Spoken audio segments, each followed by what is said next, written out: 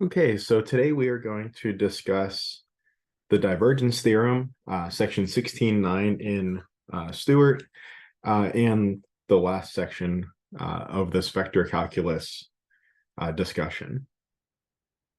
Okay, so first I want to take a quick look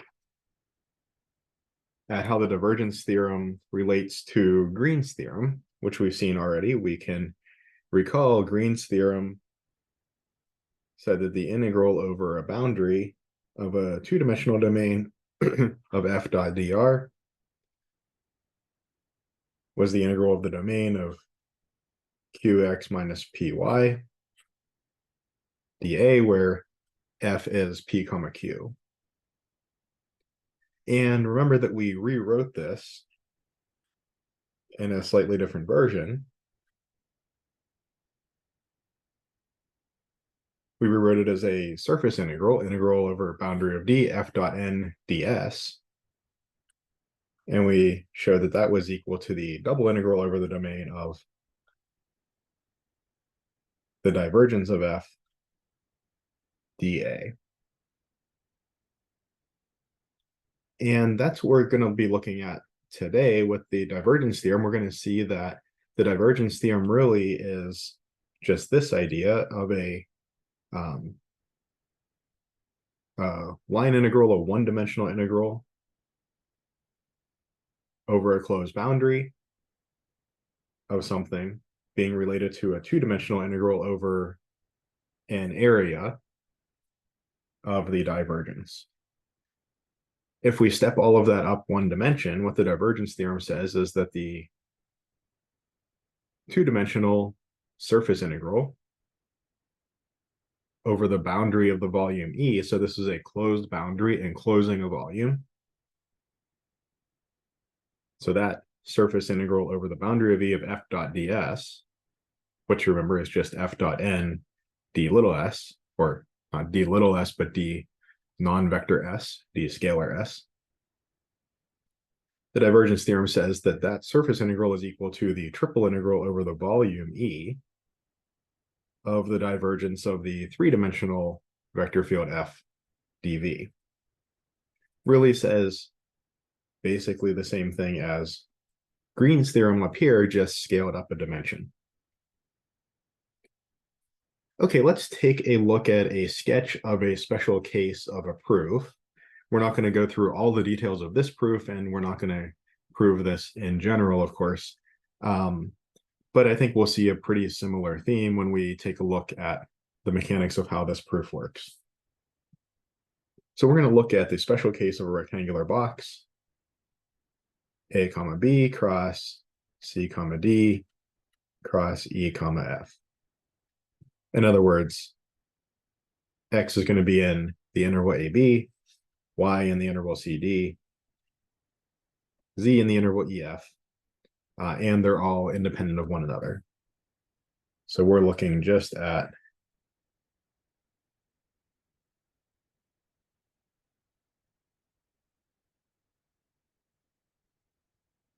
some rectangular box in 3 space.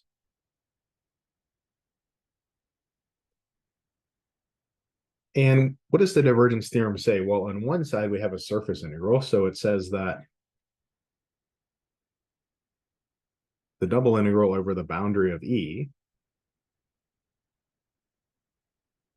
well, f dot ds, I could think of f as being pi plus qj plus rk. And I see that this integral just turns out to be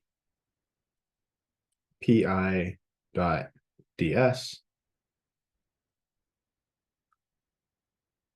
plus a similar integral with qj dot ds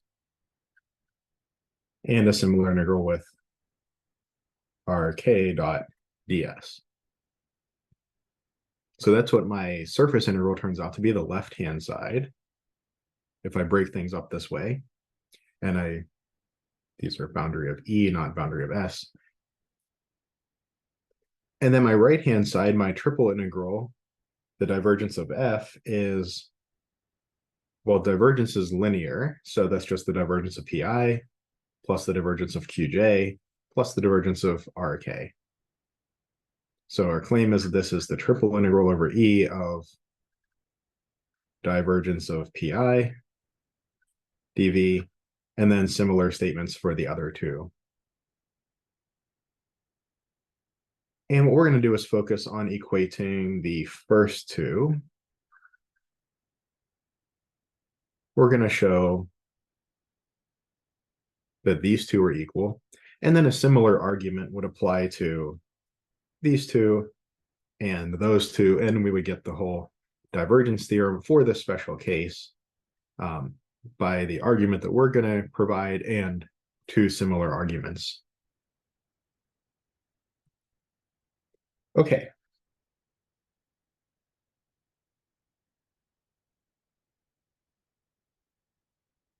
So I'd like to prove that this somewhat similar or somewhat simpler surface integral equals the somewhat simpler triple integral. So let's first start by getting a parameterization of these two surfaces.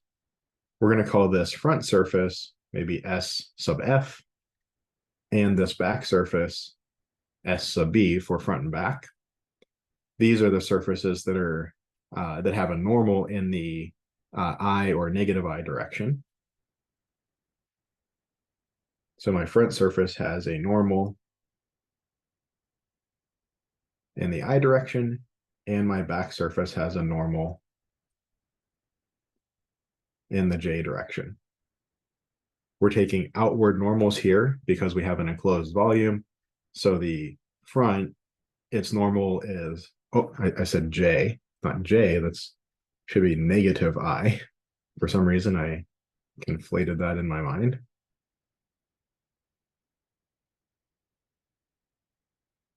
Negative I. My normal in my back surface is pointing in the negative x direction because we're pointing out of the volume.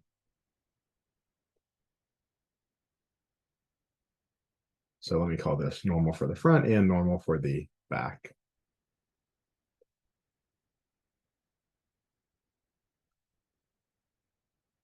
And x goes from A to B, so my back surface is when x equals A, and my front surface is when x equals B. So for my front surface, a parameterization for the front might be something like, so the front surface is when x equals B, and then just swap in x and y as u and v. And for the back surface, that's associated with the lower x value, so that's when x is A, and again, y and z just can be u and v. And here, u and v are in CD times EF.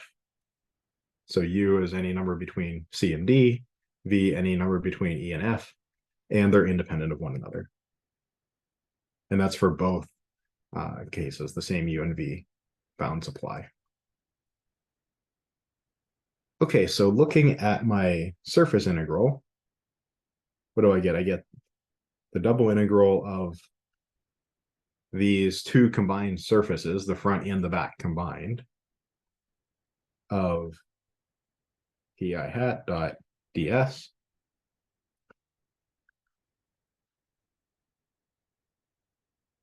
Well, that's equal to the double integral over the front surface, pi hat dot ds, plus the double integral over the back surface, pi hat dot ds.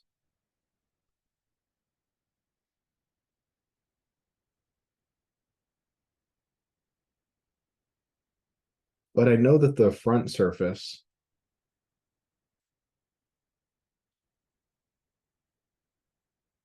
has a parameterization where r is b comma u comma v. So remember that this I hat dot ds is I hat dot normal d regular s. And what do I have? Well, my normal for the front surface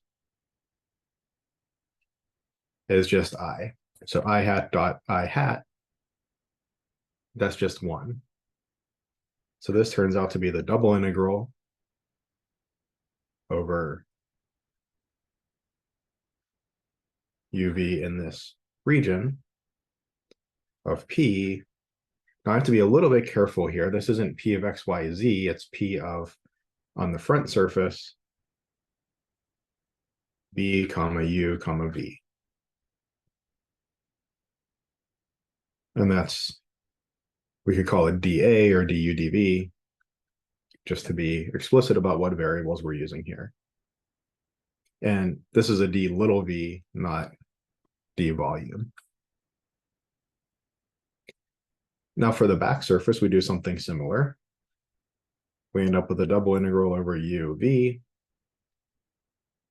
But here we have to be a little careful. I dot ds, again, I dot n ds like this. But for my back surface, my normal is negative I. So their dot product ends up just being -1. So I have a negative p of, and then again on the back surface, my parameterization is a comma u comma v. Say du dv. And both these double integrals, because this is a box, are taken over the same region. But I note that this is the double integral over u and v, p of b uv minus p of a uv du dv. And again, I'd use that same trick that I've already seen once or twice. I can think of p of buv minus p of auv as being like dp dx integrated with respect to x from a to b.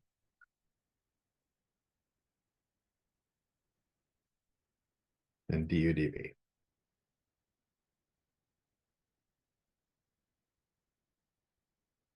But this is really just the triple integral over our volume over AB cross CD cross EF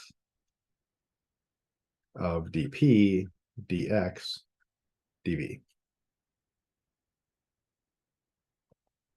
Where here my dV is a d volume, it's a big V.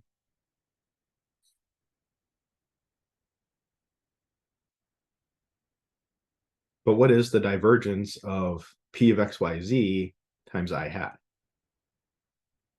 But that's exactly partial of P with respect to x. I don't have any j hat or k hat components. So this is the integral over V of divergence of pi hat dv, which is exactly what we wanted to show. And again, the kind of left and right sides of the boxes with the normals being j hat and minus j hat would be a similar argument. The top and bottom with the normals being k hat and minus k hat would be a similar argument again. And then we would have the full proof for the special case of rectangular box, of course, going to a surface. It's going to have a similar feel to some of the to say the proof of Green's theorem that we saw before. So we're certainly not going to prove or even really address the general case here, but hopefully this gives a little bit of an idea of the flavor and the underlying idea in the proof of the divergence theorem. And we would expect something like this because we saw that the divergence theorem really was a similar idea to Green's theorem, just one higher dimension.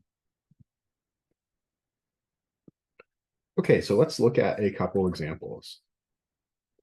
So example 1, use the divergence theorem to compute the flux across this surface, double integral S f dot ds, where f is the field y, yz, z squared, and s is the positively oriented surface whose, quote, side is this cylinder, and whose top and bottom are z equals 0 and z equals 5. We did this problem before, but we did it using surface integrals. Let's try to redo the problem using the divergence theorem. So just recall that the surface and the volume that we're dealing with here is a cylinder of radius 2 with a top and a bottom at z equals 0 and z equals 5. Okay, so what do we have then? We want to find the double integral over s of f dot ds. And by the divergence theorem, we're saying that that is the triple integral over the enclosed volume of the divergence of f dv. Or that's the triple integral over the enclosed volume of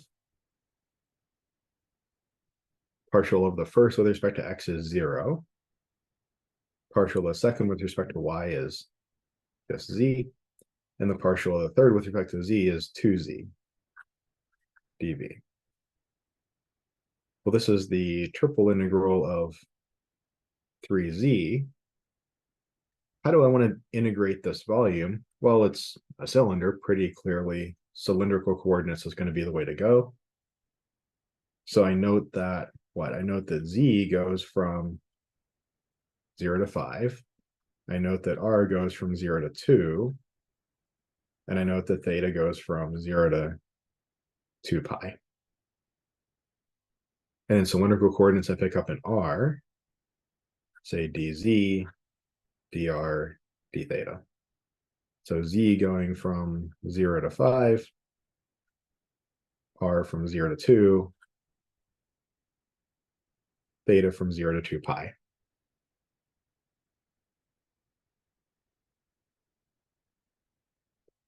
We see there is no thetas anywhere in the inner two integrals, not in the bounds or the integrand. So this gives me a 2 pi from the theta integral times 3. I'll call that a 6 pi and just bring that all out front. I also note that neither of the bounds of integration depend on one another. You know, the r bounds don't depend on z or vice versa. And the integrand can be split apart. So I just have r equals 0 to 2 of, let's say, 3r. Oh, I brought my 3 out already, of r dr times the integral z equals 0 to 5 of z dz. Or this is 6 pi times, well, I get r squared over 2 from 0 to 2, but that's just 2 squared over 2, or 2. And then z squared over 2 from 0 to 5 is 25 over 2. This gives me 6 times 25 is 150 pi, exactly the same answer as we got last time. But I think this was, well, it certainly was less writing and less work, and I think it was also much more straightforward. Remember, with the surface integrals, we had to break it up into 3 surfaces: the side, the top, the bottom, and approach each of those separately. Here, we just kind of knocked everything out with one idea and one calculation, right? The volume is much easier to describe in this case than the surface is, and so we leverage that.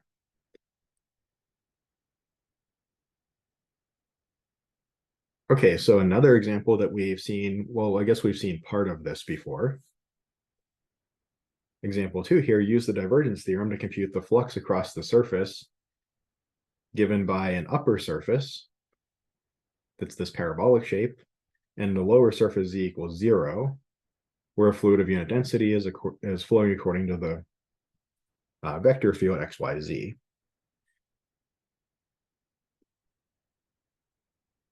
So here we have this kind of parabolic shape.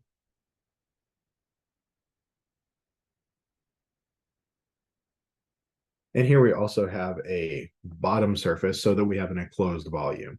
Last time when we looked at the surface integral, we only considered really the flow through this upward parabolic shape, but to enclose the volume, we're just including a lower surface, z equals 0, and then encloses the volume nicely. The previous answer for the upper surface only was 24 pi. We have added in a new surface here. So it could be the case that when we do this surface integral, we could get a different answer than last time because we have more surface that could be giving a contribution. So I want to take the double integral over the surface f dot ds. And again, I use the divergence theorem here. This is the triple integral over the enclosed volume of what? The divergence of f dv.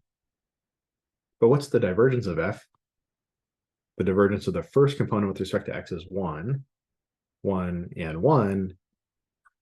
It's just the constant 3. Or this really is just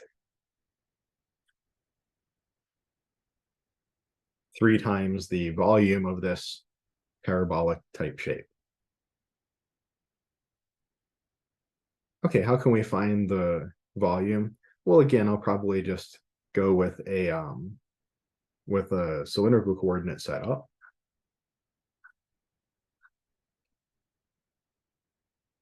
Let me be a little careful here. So x squared plus y squared less than or equal to 4, that's a radius of 2 on the bottom here. And my z goes from z equals 0 to z equals 4 minus r squared. R goes from 0 to 2.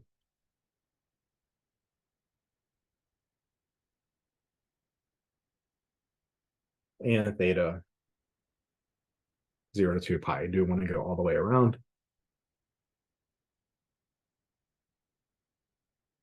I see that the z bound depends on r, so z better be my innermost integral, and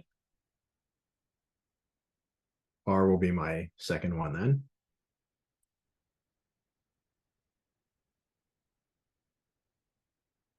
And I just have 3 times, and be careful, don't forget your little contribution of r from changing variables, dz, dr, d theta. This 3r is constant in z, so I just end up with the integral r equals 0 to 2 of, well, the 3 can come out. My theta integral is just going to contribute a 2 pi, so that's a 6 pi. And then I have, from my z integral dz, from z going from 0 to 4 minus r squared, is just 4 minus r squared times r dr.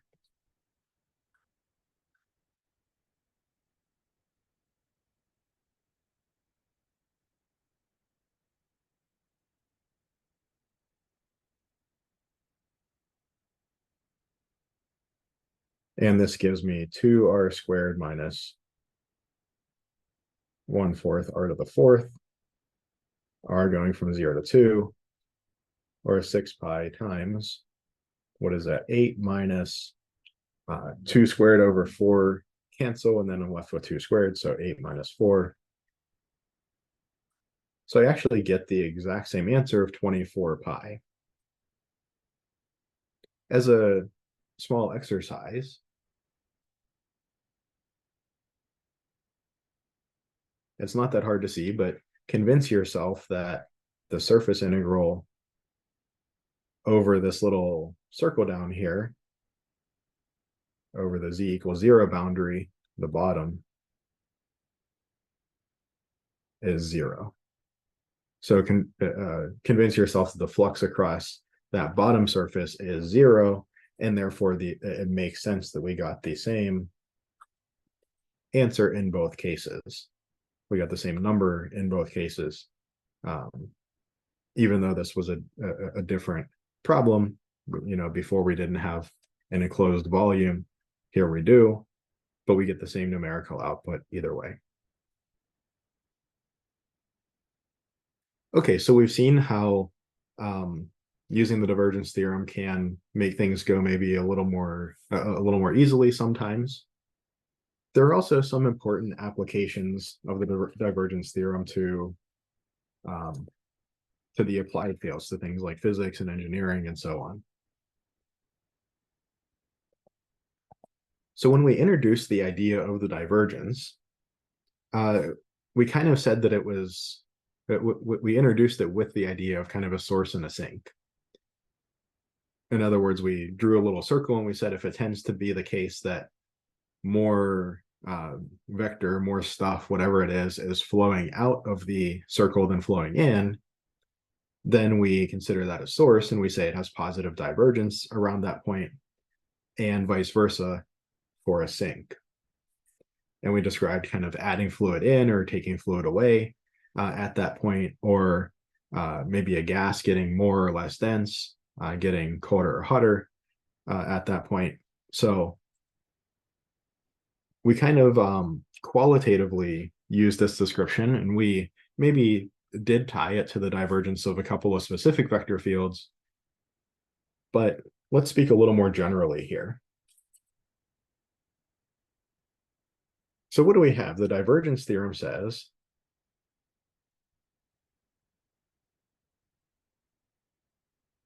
that the flux across S, the surface integral, is the triple integral over the enclosed volume of the divergence of f dv. Suppose we have some point P naught that's in E, that's in this enclosed volume.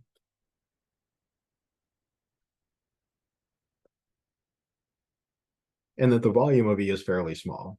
So the triple integral of E dv, the triple integral of E of 1 dv, is a small number.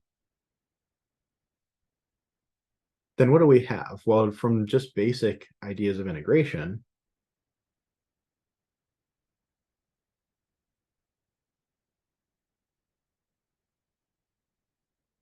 the integral over a volume, a small volume of the divergence of f dv, where the divergence of f can change from one point to the next in that volume, but that's approximately, for a small volume and a nice continuous vector field and all of that, that's approximately, well, the divergence of f at the point P naught times the volume of E. But this is like the total flow, right? The total flux. So then divergence of f at a certain point P naught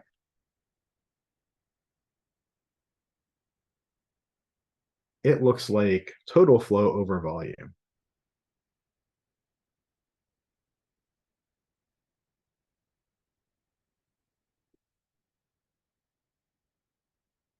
Or it's kind of the outward flux per unit volume, or the net outflow across the boundary of E per unit volume.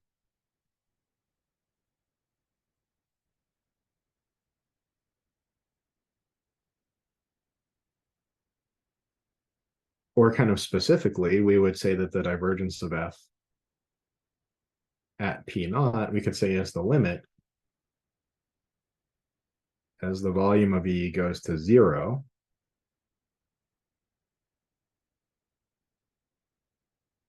of the flux across the boundary of E over the volume of E.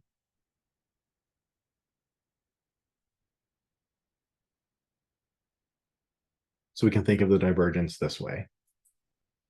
And if the divergence at the point is positive, that means we have a net outflow across really any small closed surface containing P naught.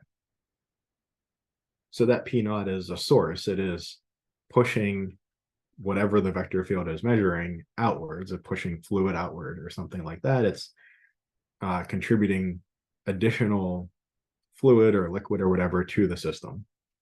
If that divergence is negative, the flux across any small closed surface containing P naught is going to be negative. We have a net inflow, and it's acting like a sink. It's taking material out of the system.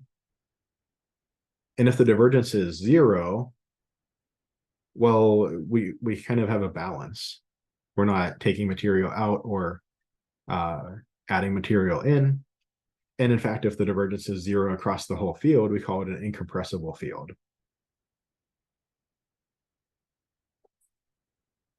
Okay, so that's relating, again, divergence to the ideas of flux and a source and a sink through the divergence theorem. Next thing we're going to look at is one of Maxwell's equations. So a set of, at least in current notation, 4 equations, very famous equations that that describe or that model the electromagnetic field, the electromagnetic interactions. And we have Gauss's law, one of Maxwell's equations, stated here in the so-called integral form.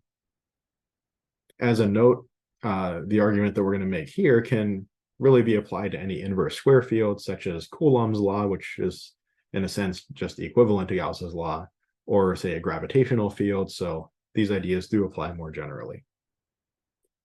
So Gauss's law states the following. It says that for an electric field E,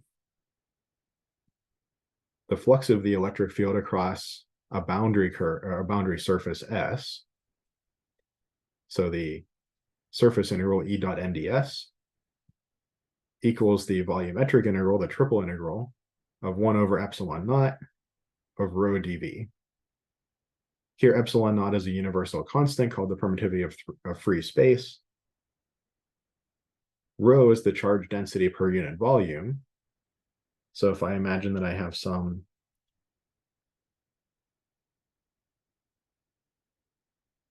volume in 3-dimensional space here, at each point in that volume, I have a certain charge density. And then I have some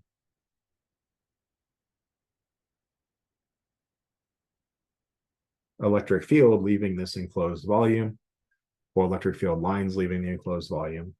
And I'm saying that these are related this way.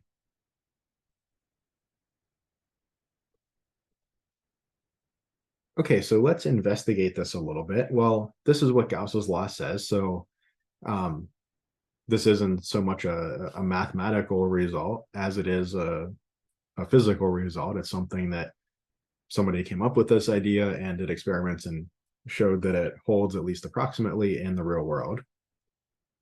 But we're going to investigate taking this law and writing it in a different way. So if I look at this surface integral, and this is over a closed surface, so enclosing a volume.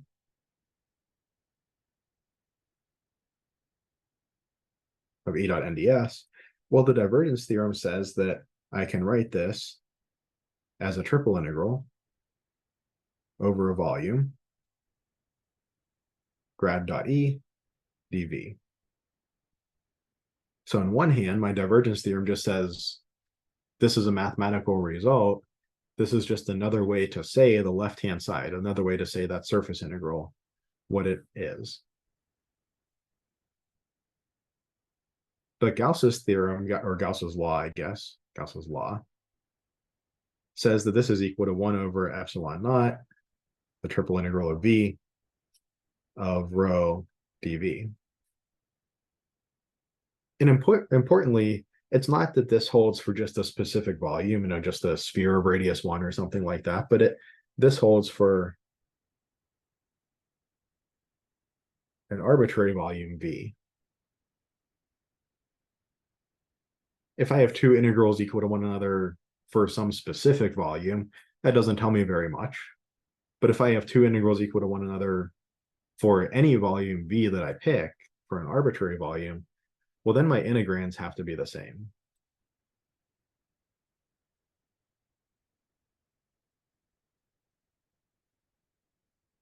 Well, this allows me to write Gauss's law in its so-called differential form. The grad dot E, the divergence of the electric field, is rho over epsilon naught. So if I kind of forget about epsilon naught as just a constant and think about rho, the charge density in the field, that's related to the divergence, which has this kind of source or sink idea. So if I have a charge density, if I have some charge, that's providing maybe a source of electric field, is how we can maybe think about this.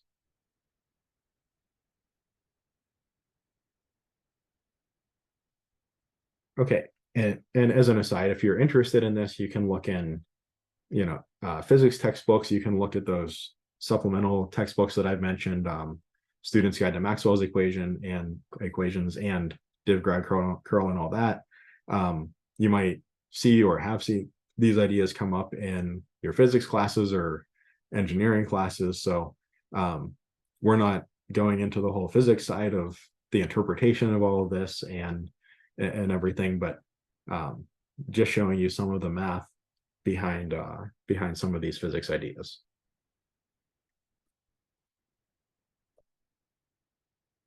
Okay, and then a third application is an important idea called a continuity equation. That's a type of a conservation law. And what's the idea here? So suppose that we have three-dimensional space and we have some stuff moving in space. Maybe it's a fluid moving, or maybe it's an electric field that's kind of working a certain way. But in this space, I have some enclosed volume, V, that's enclosed by a surface that's its boundary. Let's suppose also that we have a density, rho, and a velocity, V, that are functions of the point in space, but also of time.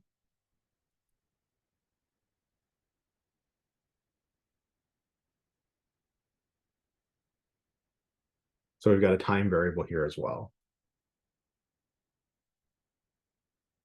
And then whatever stuff we have moving through this volume. So suppose this stuff, the fluid or the whatever it is, suppose that the stuff is conserved. In other words, that it's not being created or destroyed. Well, what does it mean if stuff is conserved? Well, that means the amount of stuff in V can only change by either flowing into V or flowing out of V. I can't stay within V, not have anything flow through the boundary, and get more stuff in V. That would be like a source of stuff being contained inside V. Or if I lost stuff in V without anything moving back or forth across the boundary, then I would have like a sink in V. I would be losing stuff in V. I would be destroying stuff. So if the stuff is conserved, if it can't be created or destroyed, the amount of stuff in V can only change by flowing across boundary of V. I don't know why my handwriting is so terrible today. I guess I'm usually writing math symbols rather than a bunch of words. Okay, so let's think about this first part. The amount of stuff in V. We're making a statement about that. What's the amount of stuff in V? Well, that's an amount is just the integral over space of a spatial density.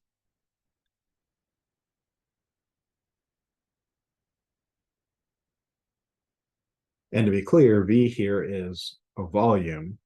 It's related to X, Y, Z, but not T.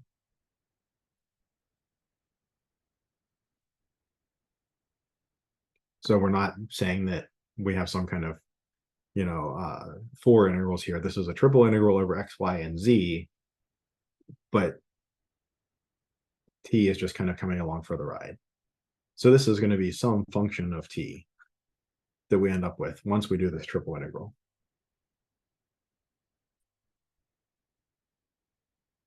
As long as rho is nice and continuously differentiable, then the rate of change of the stuff in V is going to be d by dt. Remember, this triple integral is going to end up being a function of t even after we do the integral.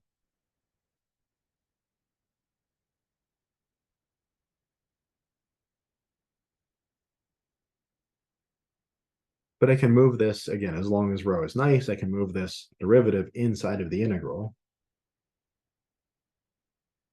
Now, this becomes a partial because it's hitting rho directly now.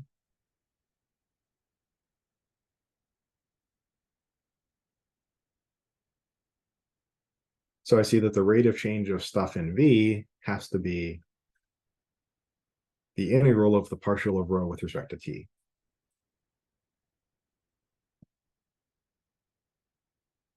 So really all we're saying is that the rate of change of the stuff inside of the volume is equal to the integral of the rate of change of the density in the volume. That, I think, makes sense qualitatively.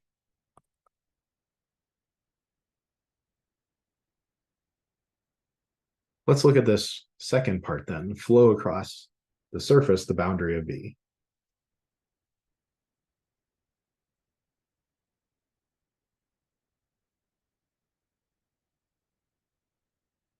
Well, the flow across the surface is the double integral over the closed surface, the boundary of V,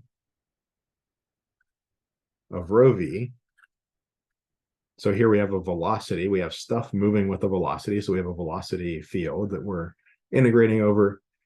And we just have rho because rho is like the density. It's like the mass per unit volume or something. So if we want to know how much mass is leaving, this rho just kind of comes along for the ride. And we're taking a surface integral, so we'll choose to represent it this way, dot n ds.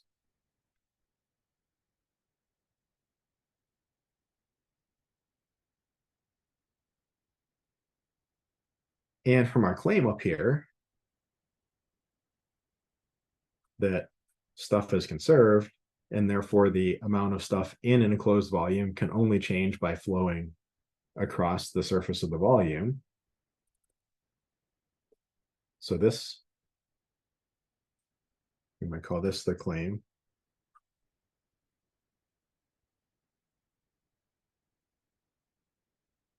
So the claim says what? It says that these two should, in a sense, be equal to one another.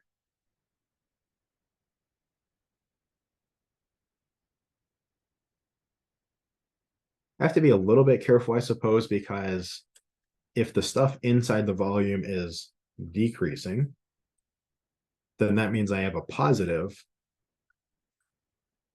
outward flow across the surface. So these are opposite in sign. So I'll just put the negative sign over here.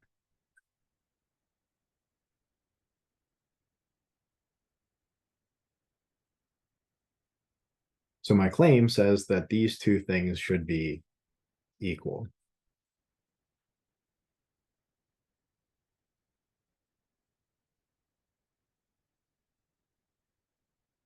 But now let's take a look at this surface integral. The divergence theorem says that I can think of the surface integral as just being the triple integral over the volume of, well, this is my thing that I'm integrating. This is my integrand. So I take the divergence of that dv. And I guess I'll bring the minus sign along with it. But again, these two things are equal for an arbitrary volume. It's not just for some specific volume, these integrals happen to be equal, but for an arbitrary volume. Well, that says that d rho dt equals negative grad dot rho v, negative the divergence of rho v. And this is often how you'll see conservation laws stated, or maybe in the analogous way,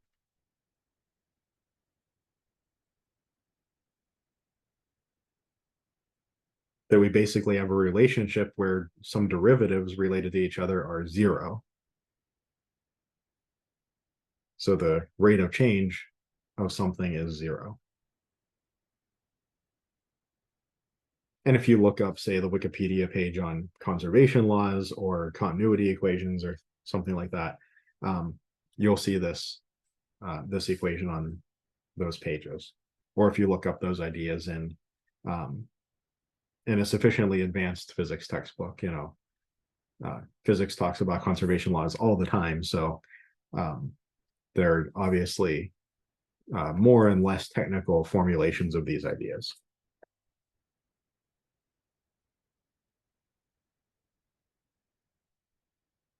Okay, and then for example 3, let's take a look at this example. So this is a new example, not one of the ones we've done previously. But here we have a solid region E bounded by the sphere x squared plus y squared plus z squared equals 4. We want to find the outward flux of this field across the sphere.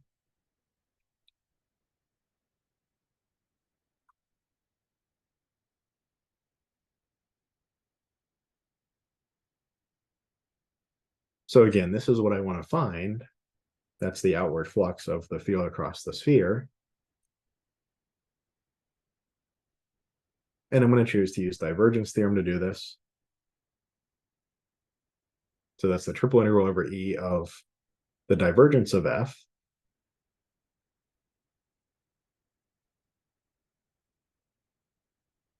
So the derivative of the x component with respect to x is 6x squared. Similarly for the y and z components, 6y squared and 6z squared dv. And I note that this is really just screaming to be put into cylindrical coordinates. This is a 6 rho squared for my integrand here. I have a sphere of radius 2, so be a little careful there. Rho goes from 0 to 2. B goes from 0 to pi.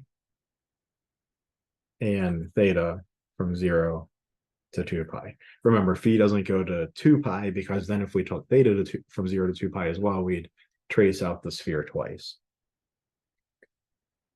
We have our little component of volume here. Rho squared, sine phi, d rho, d phi, d theta.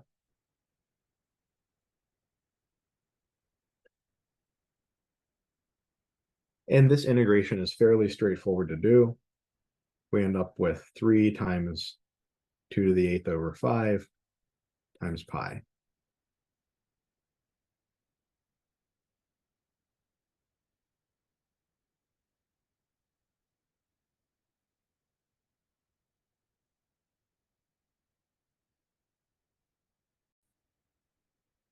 Okay, and then the last thing that I want to discuss here is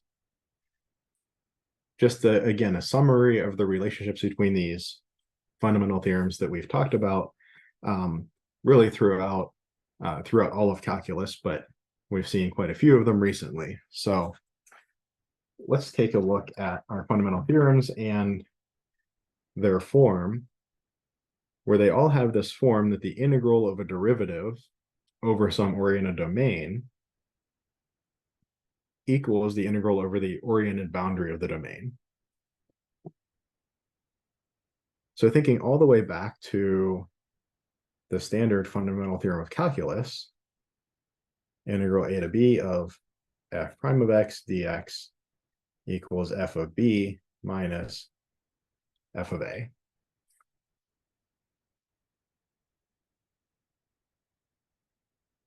So what's the idea here? We have on the real line an interval from a to b. We're integrating a derivative over this domain. This is an oriented domain, so we're kind of increasing going that direction. We didn't really, think of that too much explicitly in Calc 1, but we do know that if we switch the bounds of integration, integral from b to a negative pops out. So there really is an orientation here, even though maybe we didn't use that terminology back in Calc 1. And this is f of b minus f of a. So we're kind of integrating in a loose sense by adding up f at this endpoint plus negative f at that endpoint. That's how we're choosing to do this kind of summation of the endpoints here. That's how we're orienting this boundary.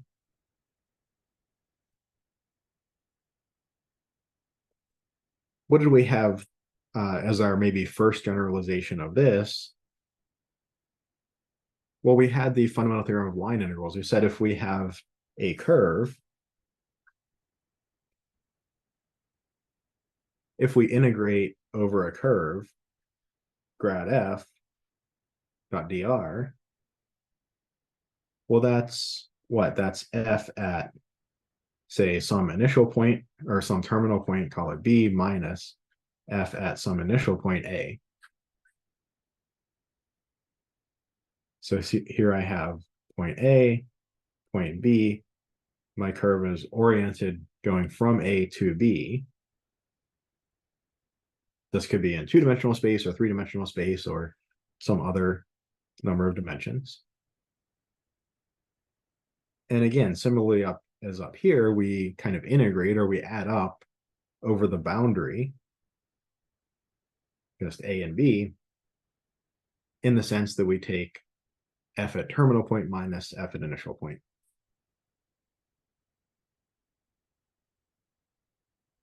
We had Green's theorem that said that the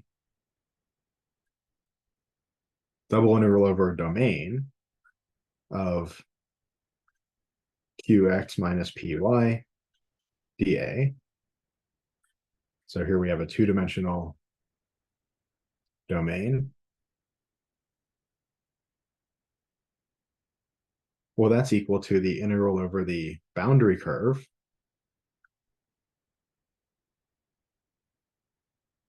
with positive orientation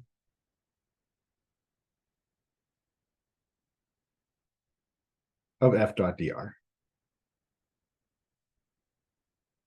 So again, we're taking an integral over a boundary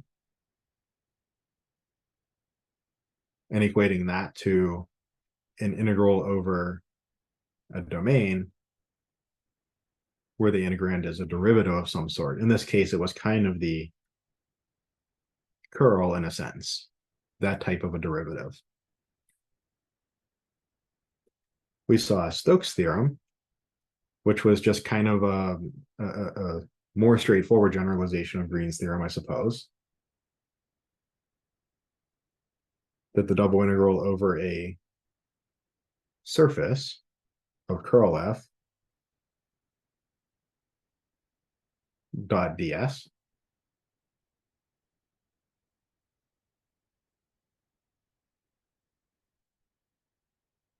so here we have some surface.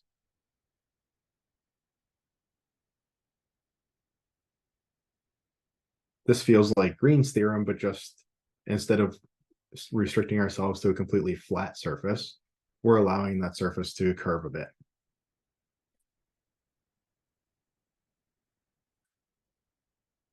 And what was this? This turned out to be equal to the line integral over C of f dot dr, where C was the boundary of this surface.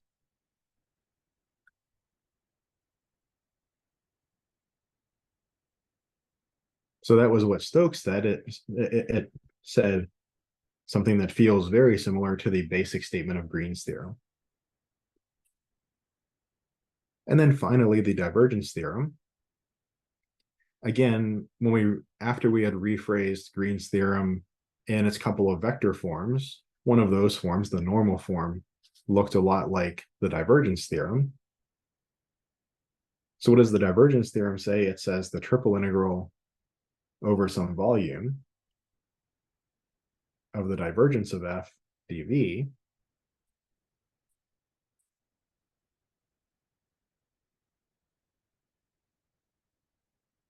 So here I have some volume.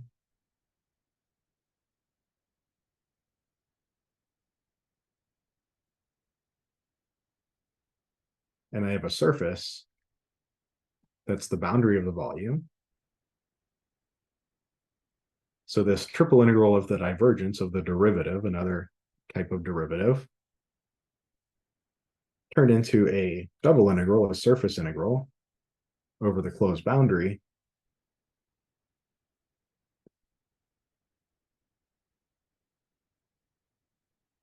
of the thing we were taking the derivative of.